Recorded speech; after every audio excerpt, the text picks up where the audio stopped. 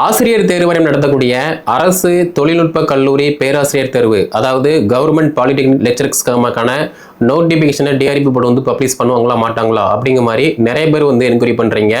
ஆக்சுவலாக வந்து 2025ஆம் வருடம் பார்த்தீங்க அப்படின்னா அரசு தொழில்நுட்ப கல்லூரி பேராசிரியர் காலியிடங்கள் டெக்னிக்கல் நான் டெக்னிக்கல் எவ்வளவு வேகன்சி அப்படின்னு பார்த்தோம்னா கிட்டத்தட்ட 500க்கும் மேற்பட்ட வேகன்சி வந்து எடுத்து வச்சிட்டாங்க. அப்படி இருக்கும்போது எப்போது வேண்டும்னாலும் TRB board government polytechnic lecturer எக்ஸாமுக்கான அறிவிப்பை வந்து பப்ளிஷ் பண்ணுவாங்க. நீங்கள் டெக்னிக்கலா நான் டெக்னிக்கலா அதுக்கான சிலபஸை பேஸ் பண்ணி நீங்கள் படிக்கும்போதும் நீங்கள் படித்ததை ப்ராப்பராக டெஸ்ட் ப்ராக்டிஸ் பண்ணும்போதும் வரக்கூடிய எக்ஸாமில் ஃபஸ்ட் அட்டம்ப்டில் உங்களால் வந்து பாஸ் பண்ண முடியும். அதே மாதிரி ஒரு சிலர் பார்த்தோம் அப்படின்னா எக்ஸாம் வந்து வரவே செய்யாது, கவர்மெண்ட் காலேஜில் வந்து வேக்கன்சி வந்து இல்லை, ஸ்டூடெண்ட் ஸ்ட்ரென்த் வந்து கம்மியாக இருக்குது, அதன் அடிப்படையில் வந்து இந்த அறிவிப்பு வந்து வரவே செய்யாது அப்படிங்கிற மாதிரி வந்து நெகட்டிவிட்டியாக வந்திருக்கீங்க. நீங்கள் நெகட்டிவிட்டியாக இருந்தீங்க அப்படின்னா அது உங்களுக்கு மைனஸ் மட்டும்தான். ஆனால் படிக்கக்கூடியவங்க பார்த்தீங்க அப்படின்னா நிறைய பேர் வந்து படிச்சுட்டு இருக்காங்க. அப்படி பார்க்கும்போது படிக்கிறவங்க ஈஸியாக வந்து பாஸ் பண்ணுவாங்க.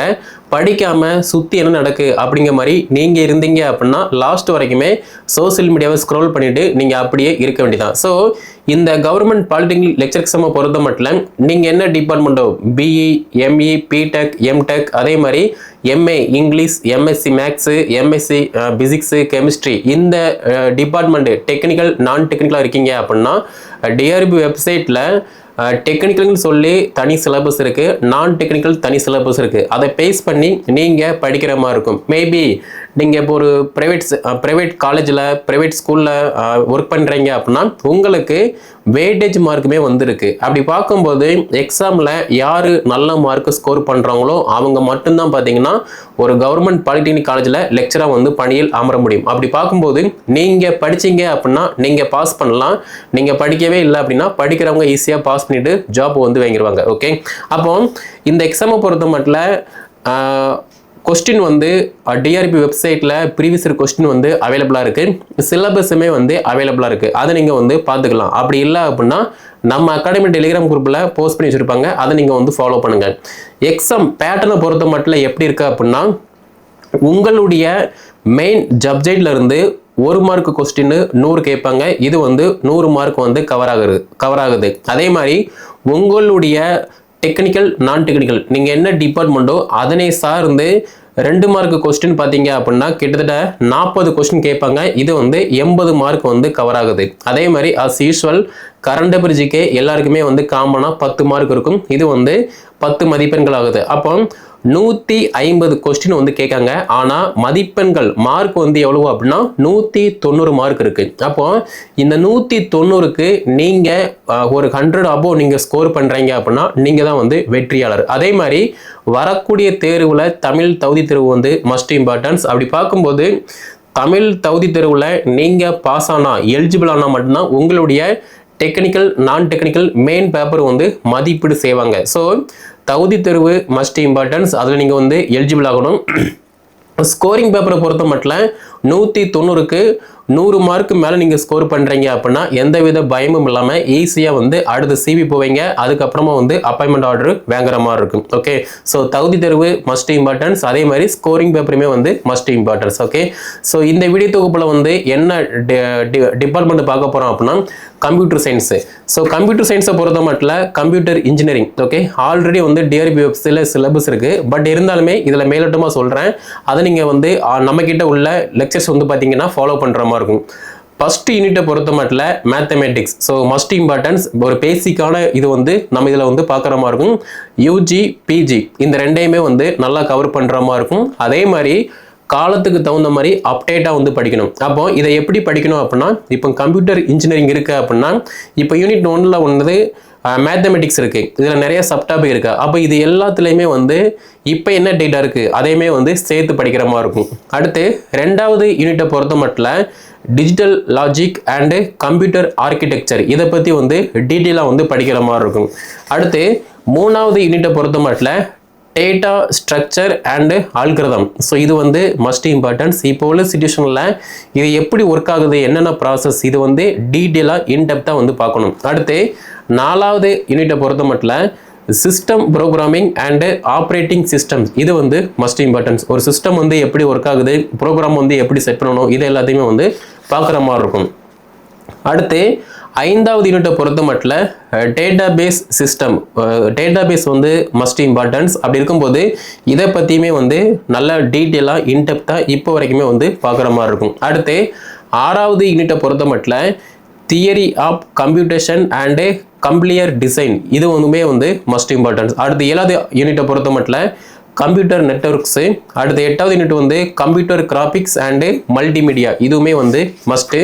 அடுத்து 9வது யூனிட்டை பொறுத்த மட்டும் சாஃப்ட்வேர் இன்ஜினியரிங் அதை பற்றி பார்க்கணும். 10வது யூனிட்டை பொறுத்த மட்டும் வெப் டெக்னாலஜிஸ் இதை பற்றி வந்து பார்க்கணும். ஆனால் இதில் இப்போ என்ன ஆட் ஆகும், மேபி சிலபஸ் வந்து சேஞ்ச் ஆகுது அப்படின்னா உங்களுக்கு சைபர் செக்யூரிட்டி அதே மாதிரி ஆர்டிஃபிஷியல் இன்டெலிஜென்ஸ் வந்து உங்களுக்கு படிக்கிற மாதிரி இருக்கும்.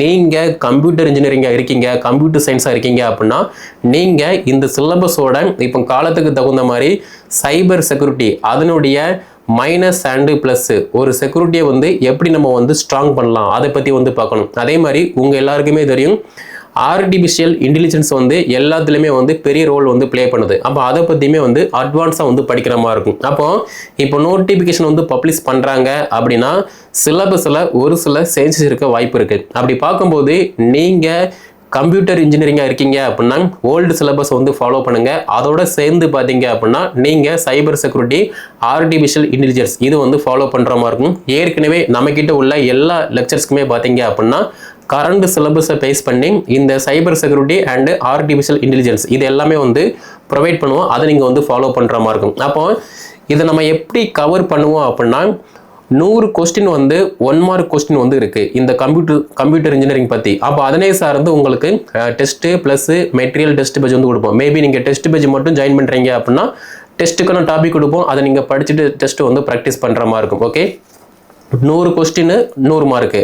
அடுத்து 2 மார்க் கொஸ்டின் பார்த்தீங்கன்னா 40 கொஸ்டின் இருக்குது, 80 மார்க் இருக்குது. அப்போ அதுக்கு தகுந்த மாதிரி உங்களுக்கு டெஸ்ட் கான்டாக்ட் பண்ணுவோம், மெட்டீரியல் அனுப்புவோம். அதை நீங்கள் வந்து ஃபாலோ பண்ணுற மாதிரி இருக்கும்.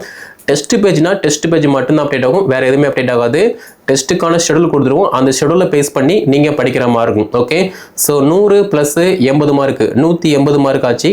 அதே மாதிரி 10 மார்க் வந்து கரண்ட் அஃபேர்ஸ்க்கு இருக்குது. கரண்ட் அஃபேர்ஸ்க்கு பொறுத்த மட்டும் இப்போ உள்ள சிச்சுவேஷனில் என்ன ஒரு டேட்டா இருக்கோ அதை வந்து உங்களுக்கு குரூப்லையோ இல்லைனா இண்டிவிஜுவலாக வந்து ஃபார்வர்ட் பண்ணுவோம். அதை நீங்கள் வந்து ஃபாலோ பண்ணுற மாதிரி இருக்கும். ஓகே, அப்போ 150 கொஸ்டின் இருக்குது. இந்த 150ல் 180 கொஸ்டின் பார்த்தோம் அப்படின்னா உங்களுடைய துறை சார்ந்த வினாக்கள் வந்து கேட்கப்படுது. அப்போ அதுக்கு தகுந்த மாதிரி 1 மார்க் கொஸ்டின் 2 மார்க் கொஸ்டின் வந்து ஃபாலோ பண்ணுற மாதிரி இருக்கும். அதே மாதிரி தகுதி தேர்வு மஸ்ட் இம்பார்ட்டன்ஸ். தகுதி தேர்வை பொறுத்த மட்டும் நீங்கள் டெக்னிக்கல் நான் டெக்னிக்கல் எந்த டிபார்ட்மெண்ட்டாக இருந்தாலுமே உங்களுக்கு பொதுவாக வந்திருக்கும். ஆனால் டெக்னிக்கல் நான் டெக்னிக்கலை பொறுத்த மட்டும் நீங்கள் டெக்னிக்கல் அப்படின்னா உங்களுடைய துறை சார்ந்த இப்போ மெக்கானிக்கல், சிவில், கம்ப்யூட்டர் இன்ஜினியரிங், அதே மாதிரி எக்ஸட்ரா இசிஇ, EEE இந்த மாதிரி டிபார்ட்மெண்ட் இருக்கீங்க அப்படின்னா உங்களுடைய துறை சார்ந்த வினாக்கள் அந்த சிலபஸை பேஸ் பண்ணி உங்களுக்கு ப்ரொவைட் பண்ணுவோம், டெஸ்ட் கொடுப்போம். அதை நீங்கள் வந்து ப்ராக்டிஸ் பண்ணுற மாதிரி இருக்கும். மேபி நீங்கள் நான் technical MA English, MSc maths, MSc chemistry, MSc physics இந்த 4 நான் டெக்னிக்கல் ஃபீல்டாக இருக்கீங்க அப்படின்னா உங்களுக்கு அந்த சிலபஸை பேஸ் பண்ணி உங்களுக்கு தகுந்த மாதிரி அந்த சிலபஸுக்கு தகுந்த மாதிரி உங்களுக்கு கைடன்ஸ் இருக்கும். அதை நீங்கள் வந்து ஃபாலோ பண்ணுற மாதிரி இருக்கும். ஓகே, ஸோ தகுதி தேர்வை பொறுத்த மட்டும் எல்லாமே வந்து காமனாக வந்து இருக்கும். அதே மாதிரி இப்போ இந்த கவர்மெண்ட் பாலிடெக்னிக் லெக்சர் எக்ஸாம் ஈஸியாக இருக்குமா கஷ்டமாக இருக்குமான்னு பார்த்தீங்கன்னா ரொம்ப ஈஸியாக தான் இருக்கும். யாருக்கு ஈஸி அப்படின்னா நீங்கள் படித்து முடிச்சுட்டு ஒரு கவர்மெண்ட் ஸ்கூலில் டெம்பரரி ஒர்க் பண்ணுறீங்க, ப்ரைவேட் காலேஜில் வந்து ஒர்க் பண்ணிட்டு இருக்கீங்க அப்படின்னா உங்களுக்கு உங்களுடைய துறை சார்ந்த எல்லா டேட்டாவுமே வந்து தெரிய பாசிபிள் இருக்குது.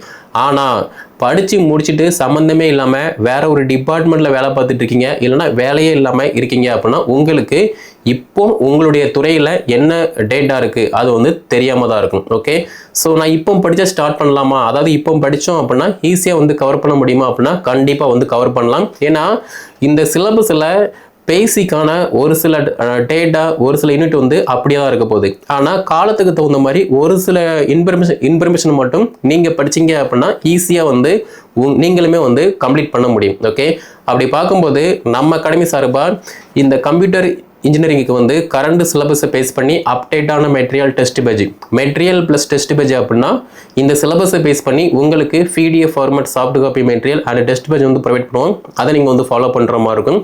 தகுதி தேர்வு எல்லாருக்குமே காமனாக இருக்கும். ஓகே, மேபி நீங்கள் டெஸ்ட் பேஜ் மட்டும் நீங்கள் ஜாயின் பண்ணுறீங்க அப்படின்னா கரண்ட் சிலபஸை பேஸ் பண்ணி யூனிட்டை பேஸ் பண்ணி உங்களுக்கு டெஸ்ட்டுக்கான ஷெடியூல் கொடுப்போம். அந்த ஷெடியூல் வைஸ் பார்த்தீங்கன்னா உங்களுக்கு டிபார்ட்மெண்ட் டெஸ்ட்டு அண்டு தகுதி தேர்வு டெஸ்ட் இருக்கும். அதை நீங்கள் வந்து ஃபாலோ பண்ணுற மாதிரி இருக்கும். ஏற்கனவே நம்மக்கிட்ட உள்ள கம்ப்யூட்டர் இன்ஜினியரிங் டீச்சர்ஸ் வந்து லெக்சர்ஸ் வந்து பார்த்தீங்கன்னா இந்த டெஸ்ட்டை வந்து ப்ராப்பராக வந்து ஃபாலோ பண்ணுற மாதிரி இருக்கும். ஏற்கனவே தகுதி தேர்வுக்கான டெஸ்ட்டு வந்து இப்போ லைவில் போய்கிட்டு இருக்கு. மேபி நீங்கள் புதுசாக ஜாயின் பண்ணுறீங்க அப்படின்னா நீங்களுமே வந்து ஜாயின் பண்ணி படிச்சுக்கலாம். இந்த கவர்மெண்ட் பாலிடெக்னிக் லெக்சர் எக்ஸாமை பொறுத்த மட்டும் நிறைய பேர் வந்து படிச்சுட்டு இருக்காங்க.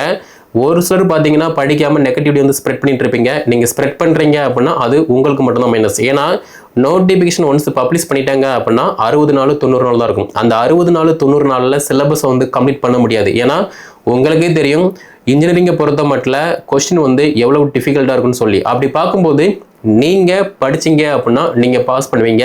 நீங்கள் படிக்கவே இல்லை அப்படின்னா படிக்கிறவங்க வந்து பாஸ் பண்ணுவாங்க. ஸோ நீங்கள் நம்ம அகாடமியில் ஜாயின் பண்ண போகிறீங்க அப்படின்னா கம்ப்யூட்டர் இன்ஜினியரிங்க்கு இப்போ அட்மிஷன் போய்கிட்டு இருக்கு. கீழே டிஸ்கிரிப்ஷனில் வாட்ஸ்அப் நம்பர் கான்டாக்ட் நம்பர் கொடுத்துருக்கேன். அதை கான்டாக்ட் பண்ணி என்ன டீலிங் கேட்டு படிக்க ஸ்டார்ட் பண்ணுங்கள். அதே மாதிரி ஏற்கனவே நம்மக்கிட்ட உள்ள லெக்சர்ஸ் எல்லாத்துக்குமே பார்த்தீங்கன்னா சிலபஸை பேஸ் பண்ணி இனி வரக்கூடிய நாட்களில் மெட்டீரியல் டெஸ்ட் பேஜ் மட்டுமே வந்து நடந்துகிட்டு இருக்கும். அதை நீங்கள் வந்து ப்ராக்டிஸ் பண்ணுற மாதிரி இருக்கும். ஓகே, ஸோ கீழே டிஸ்கிரிப்ஷனில் வாட்ஸ்அப் நம்பர் கான்டாக்ட் நம்பர் கொடுத்துருக்கேன். அதை கான்டாக்ட் பண்ணி என்ன டீலிங் கேட்டு படிக்க ஸ்டார்ட் பண்ணுங்கள். இந்த வீடியோ தொகுப்பை கம்ப்யூட்டர் இன்ஜினியரிங் படித்த எல்லாருக்கும் ஷேர் பண்ணுங்கள்.